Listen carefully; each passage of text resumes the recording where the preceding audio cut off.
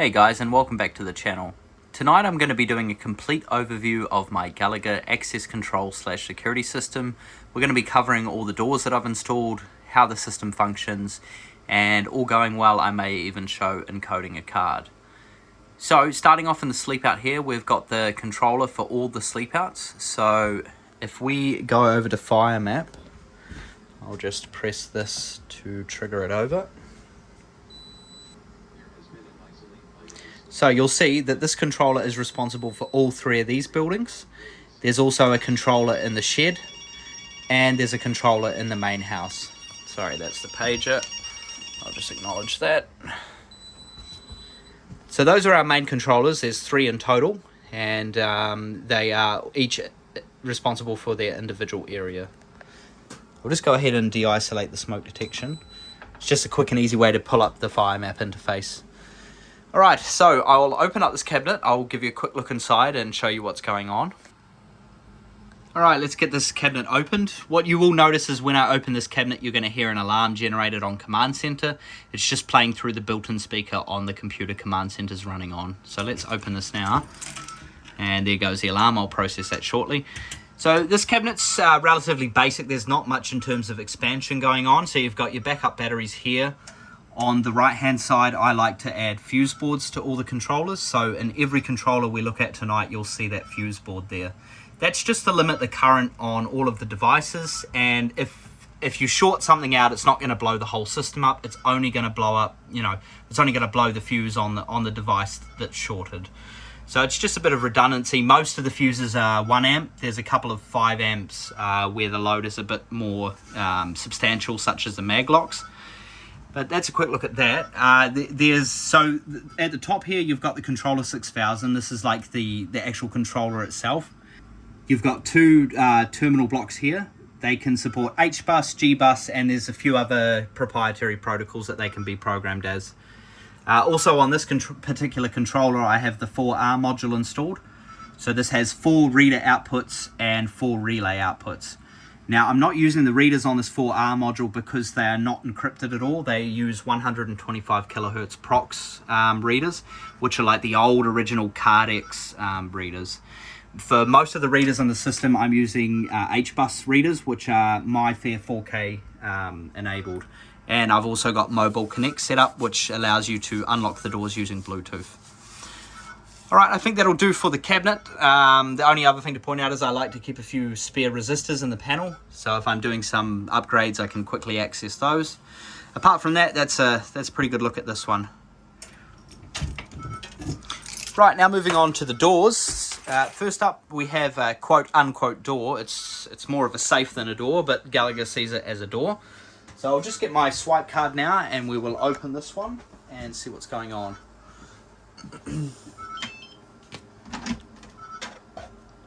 So essentially what I've done is I've removed all of the original guts of the safe, and I've put a T11 reader on the front of it.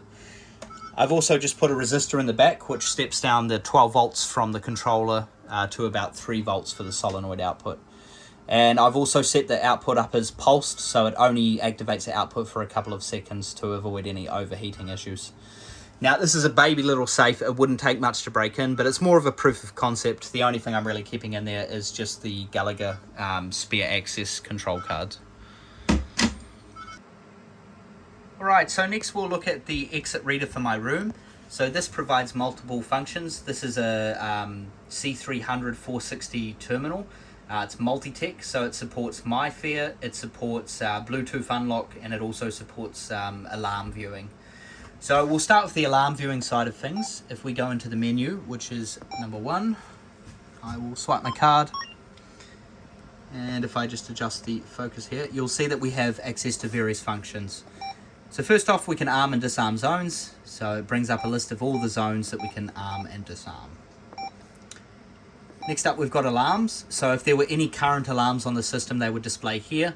And you can also press history to see all the historic alarms in the system. Next we have fence zones, so we can shunt, unshunt, and lock out fences. So if we go into here, we can see some more information about it. I'm not going to cover the electric fence side of this Gallagher system in this video. I will go more in depth at a later date. All I will show you is that I have an F32 fence controller here. As of now, it's just shorted out, but I intend on installing an electric fence just for demonstration purposes, and I'll give you an overview of how that works at a later date. Right, oh, it's logged us out. So it's got about a 30-second delay before it locks you out. We'll go back in now. And the only other thing we have in the menu is actions. So the only action I've programmed into here, which is essentially an output, you can program any output you want, is just walk test in this scenario. Now, I have shown this in a previous video. When you trigger it, it will turn on all the fire alarm speakers throughout the property, and as you're walking around, it will use text-to-speech to announce the various sensors that you're triggering. This is really handy because in Command Center you have mandatory walk tests that can be set up. So I've set up a mandatory walk test once every 2 weeks. You go around, make sure all the devices are functioning as intended, and having that announced on text-to-speech makes it so much easier to know what you've triggered and what's outstanding. Alright, the only other thing to point out in this room is I have made some custom automatic blinds. They're awfully noisy, but I don't mind at all, and it was a nice project to do. So you just got a Raspberry Pi up here, if it'll focus. Got a Raspberry Pi and a stepper motor controller, and that controls the blinds. So what I've done using Home Assistant is I have tied in this blind with the access control system. So as soon as I swipe my card, you'll see that the blinds will begin to go up.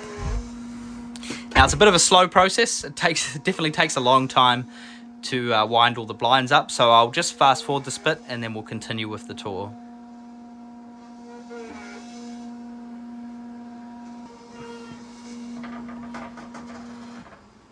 Alright, the blinds are up. You can see I've just got an upper limit switch here. So it's got a read switch, and then when it reaches that point, it stops the stepper motor from going up. On the way down, it just counts its steps, and that keeps it all calibrated. If I counted the steps both up and down, it may lose position of where it is. There's certainly a lot I would like to change on the system, but for now, that's quite nice, just having the blind go up automatically. Alright, let's continue with the tour. So let's leave my room now.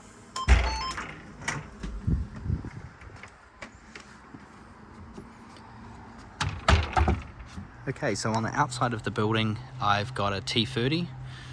This is a pin pad access reader, so you can either use MyFair, Bluetooth, or a pin code. And you'll also see that I have automated the lights to reflect the access control state. So if I unlock the door, you will see that the access control turns the WLEDs to the unlock preset. The only other function on this T30 that's quite cool is the arming. So I can hold this button and present my card and it will arm the system. These are a relatively new product from Gallagher, and I think they're pretty cool. Okay.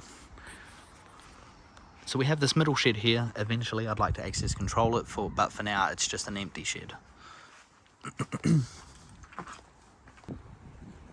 So this is the last building in the Sleepout controller. This is another Sleepout. So we're also using another T20 here. And it's very much the same where you can view all the alarms. But this one is much more limited. I only really wanted it to display alarms for this particular zone rather than the whole system. So it only shows the alarm zones for perimeter detection and the Sleepout. Alright, let's head into the Sleepout. And you'll see for this door, it's automatic.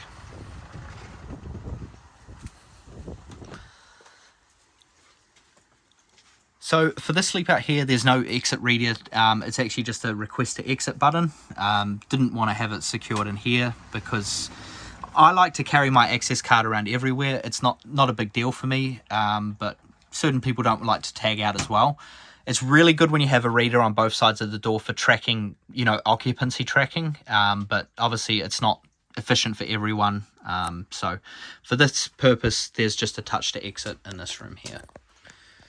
All right, let's open the door. And something worth mentioning is all the input and output for this room is actually hidden in there's a 8, what is it? It's a 8-in, 2-out door module. It's hidden behind this panel here. That way I only actually had to run 4 wires to this room, and I can have all the inputs, the PIR up here, there's a siren hidden behind this panel here, and that can all be done just on 4 wires using the HBus 8-in, 2-out module. Alright, let's move on to the next area.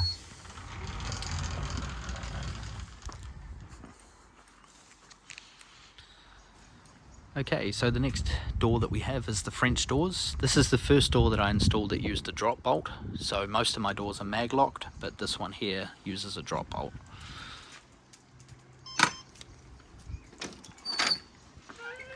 So you'll see up here, I've installed a drop bolt. What I've done in the past is I'd bought a couple of cheap drop bolts from, AliExpress or whatever it was. They're really cheap. And they kept failing on me, but after spending a bit of money on a really good brand, they're actually really reliable. If I was to do the system again, I would probably install drop bolts more, just because obviously you can't see them. The aesthetic is really good. They pretty much blend in with the structure, and you can't see a big silver mag lock sitting there. All right, move on to the laundry door. So this one is a maglock. Unfortunately, it's mounted on the insecure side of the door, but it is what it is. Eventually, when this room is done up, so what you'll see is this whole area has been done up. It's been repainted and finished. When we do that with this area, I'm definitely going to put a drop bolt in, but for now, it's just a maglock. So again, my room is the only one with a secure reader on both sides of the door. This one just uses a touch to exit. And there's your maglock there. And there's also a door closer on this door. Alright, so let's take a look at the house controller. There's a bit more going on this one. Certainly a lot more expansion. And there's also some things that I'd like to change about this controller in the coming days.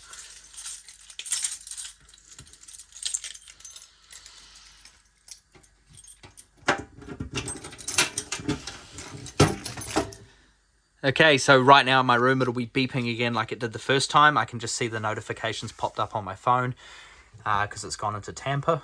The tamper mechanism's pretty cool in these controllers. It actually uses infrared. So you can see the light sensor there and the receiver, and there's just a silver strip that activates the tamper. The only thing to take into account with these is sometimes if you've got a hole in the cabinet, the sunlight can actually set those sensors off. So it's important to have a fully sealed enclosure, which you should do anyway for weather rating and all of that good stuff. So inside this controller, we've got a little bit more going on. As I said, I've got the fuse board installed. I have them on all the cabinets just so if something shorts out, it isolates the local device rather than the entire system. We've got a cover plate on here. This is a 2-module cover plate, and it's actually covering up a G-bus module behind there. So behind that plate, there's a 8-in, 4-out G-bus module. And that's one of the things that I'd like to change about the system. I really want to get an 8H module to replace all of this stuff here. And it just looks very similar to the grey module that you saw in the Sleepout. The reason I want to upgrade G-bus is because in the next version of Command Center, if I'm not mistaken, that will be version 8.9, G-bus devices will no longer be supported. And that card behind there is the only G-bus device I have left, so getting rid of that would just make the system so much more future-proof. So I can't really show you the card behind. There's 4 relay outputs. It's controlling most of the doors, but I can show you this expander here. So this is the same expander I was talking about in the other Sleepout. It's the 8-in, 2-out door module. So I've got a couple more doors on here. The French door we just came through, and also the front door are running off this. It's also quite nice because it gives you isolated reader outputs. So the RS485 device terminal there gives you an isolated HBus output. Okay, that's another good look at this controller. We'll close this up and we'll move on to some of the other doors.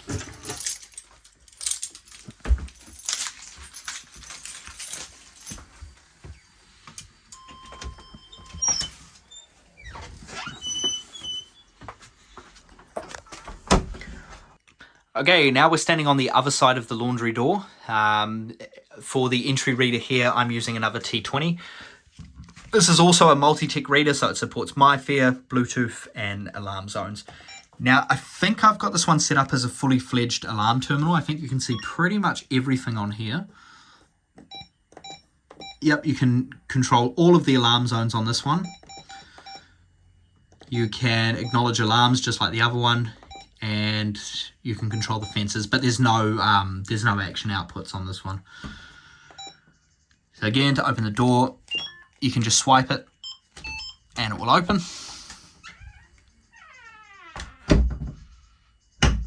And it will just behave like a normal reader unless you log into the menu. You can also change the mode on these. So if you go mode, you can change it to free. It needs a code first.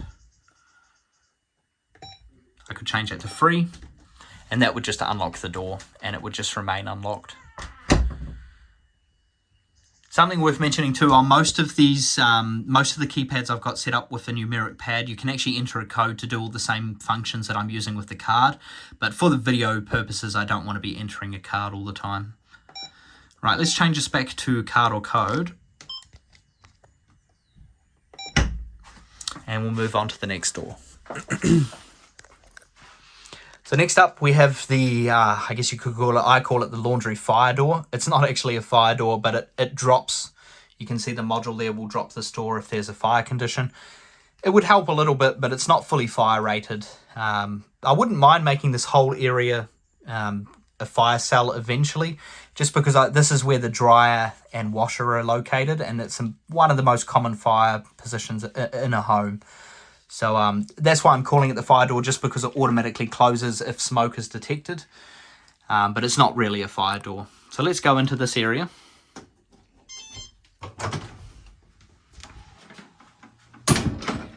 So this door here actually has a hold open.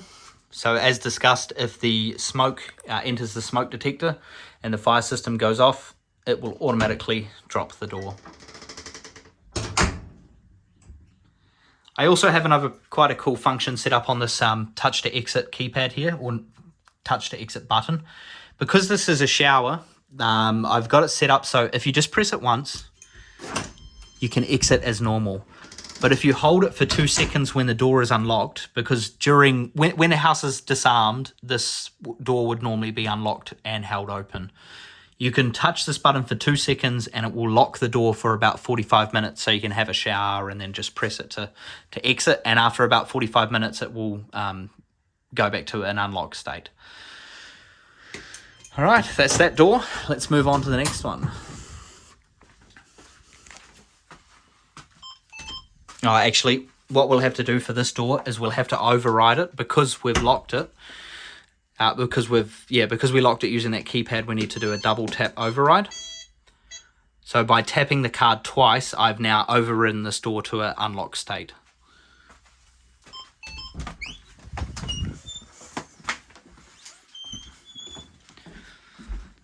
All right, next up, we don't have any access control, but we have an alarms only terminal. So it looks pretty much identical to a T20. But it is it is a T20, but it doesn't support access control. It's for alarms only. So if I present my card to this terminal here, you'll see that nothing happens. So it doesn't have any of the alarm functions built in. The good thing about this is that you can actually just enter your code, which I'll do now, and it will go straight into the menu. So normally if you enter your code plus the green tick on a access control reader, it will open the door. But on this one, it just takes you straight to the menu. Now, on here, you can see we have a few more functions. So we've got walk tests like the other systems, but we can also lock the house doors. So by pressing on this output here, which is actually a macro, we can lock all of the doors all at once, and it just locks the whole house. Okay, so that's about it for the alarms only terminal. There's not really much you can do on here apart from arming, disarming, viewing history. The way I've got the system set up, it's worth mentioning as well, is I have it integrated with the Unify network controller. So I've got various Unify access points set up throughout the property. And what that does is on Home Assistant, it tracks all of our phones on the Wi-Fi network. And if we all leave the premises, then it automatically arms each area. So say my sister's Sleepout over there, if she leaves the property, then it will only arm her Sleepout. There's a few conditions, like the PIR has to be clear for 30 minutes before it will arm it. But what I'm trying to say essentially is that these terminals are very rarely used. Normally I use them for diagnostics, but the system really just functions on its own. When everyone leaves, it arms. When everyone comes back, it automatically disarms, automatically opens doors. It's one of those things that you don't really think about. It all happens using Home Assistant automations. Obviously, I didn't want the system to fully rely on Home Assistant, so it also functions as a standalone system. So if the Home Assistant server goes down for some reason, you can still use it as a normal access control / security system. But normally it's using the Unify network to sense if anyone's home, and it will automatically perform actions based on who's here. I'm probably going to go into more depth in a future video about this, how that side of it works. I may do a home automation video that showcases the network and all the server rack and that sort of stuff. But for this video, we're really focusing on the security portion of it.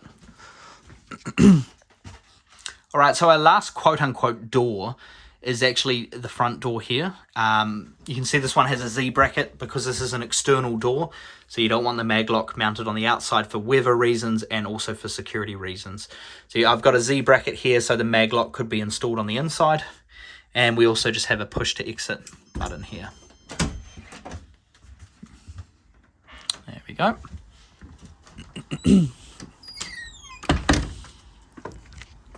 Okay, so on the outside of this door, we just have a standard T15 reader here. They're very well known for their waterproof rating, so I like to use these outside. These are also MyFair Bluetooth compatible devices.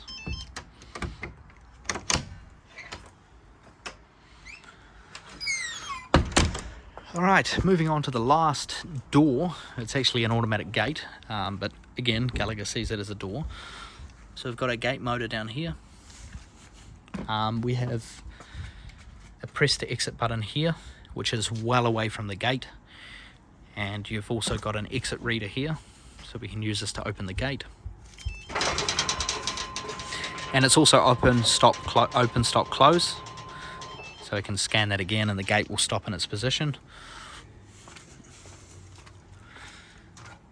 And we have a T30 out here, which also controls the gate. Another cool function about the system is if you swipe your card here, it will automatically disarm the house and unlock all the doors. So when the first person comes home, they scan their card, opens the gate and disarms the security system and opens all the doors.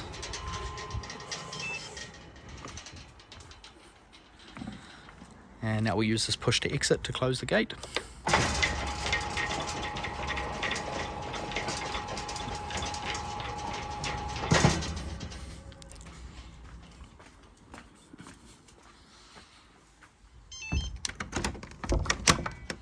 Door handle's a bit funky on that door. We need to get that sorted. All right, so that is a really good overview of the access control side of things. In terms of security, I don't really know if it's that important to show that side of it off. It works how any other security system works. You know, if you arm the zone, it has an entry delay, exit delay. I mean, we'll show that briefly. We'll show that with the house zone. So I'll just arm the house zone quickly. Let me just enter my code in. And we will arm the house. Where are we? House alarm. Here we go. You can hear that beeping on the reader, that high-pitched beeping. It means that there's something still in alarm. And in this case, it's the laundry door, which is about to close any second.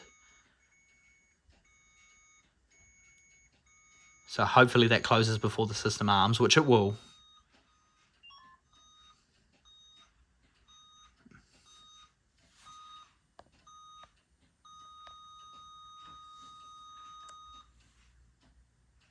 Okay, now we're officially inside an armed house. Great. So now we have to disarm it somehow.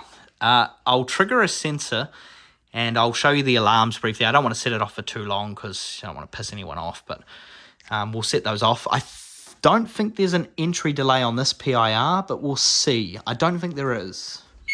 No, there's not.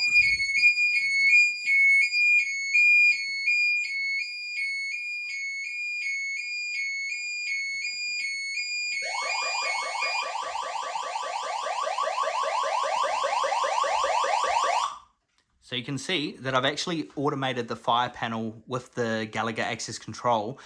So it will play a sound on the fire amplifier as well. So first of all, you heard the internal siren, which is over here. So when I first triggered the PIR, you heard that internal siren. And after about a few seconds, because the loop on the fire system takes a little while to respond, after that period, you heard the audio coming over the speakers. And it came through all of the house speakers. So, yeah. I think that'll about sum it up. The only thing left to do now is acknowledge our alarm that we created. So I'll just log in again. We will now go to view the menu. View alarms. And there's our alarm here. And we will acknowledge this one. Oh. More, acknowledge.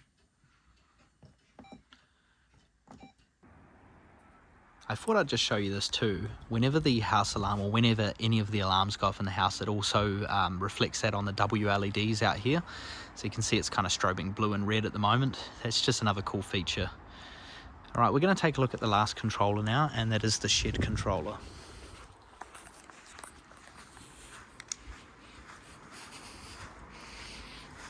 Okay, this area is actually armed, so as soon as we enter, we're going to have to disarm it.